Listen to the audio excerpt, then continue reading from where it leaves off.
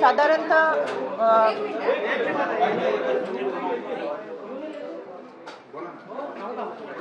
आपण सुरुवातीला म्हणजे महिला सुरक्षितता असेल, सायबर असेल, क्राईम असेल, राज्य शुल्क विभाग असेल, या सगळ्यांचा आढावा आज झालेला आहे. त्याही संदर्भात सांगते.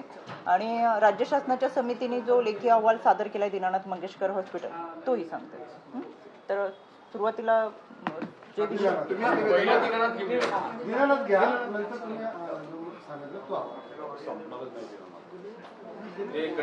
एक 10 मिनिटांमध्ये सगळं अहवाल मांडते.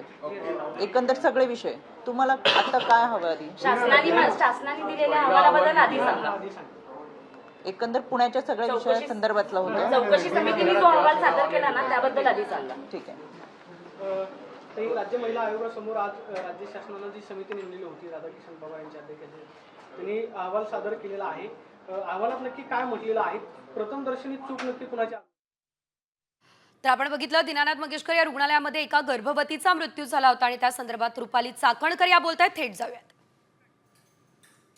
CP crime Nikhilji Pingale, DCP crime Sandeepji Gill, DCP zone 1 Milindji Mohite, DCP Rajkumarji Shinde, DCP Hemantji Jadhav, DCP Sambhaji Kadam, DCP zone 3 Smarthnathji Patil, DCP zone 2 Nandini Awade, आमच्या राज्य महिला आयोगाच्या सेक्रेटरी, ससूनचे डीन यल्लप्पा जाधव, त्याचबरोबर एक्साईज ऑफिसर श्री पाटील आणि आरोग्य विभागाचे उपसंचालक डॉक्टर राधाकिशन पवार यांच्या उपस्थितीमध्ये आज आढावा बैठक या ठिकाणी पार पडली.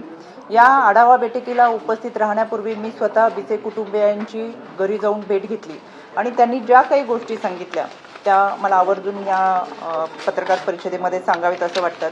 यामध्ये ज्यावेळेस कोणतीही व्यक्ती किंवा पेशंट हा डॉक्टरांकडे गेल्यानंतर त्याचे वैयक्तिक आयुष्यातल्या काही गोष्टी असतात ते डॉक्टरांशी शेअर करतात, कारण चांगल्या पद्धतीची ट्रीटमेंट ही पेशंटला मिळावी. त्याच्यामुळे या पेशंटची ट्रीटमेंट जेव्हा डॉक्टर गैसास यांच्याकडे चालू होती त्यावेळेस सुरुवातीला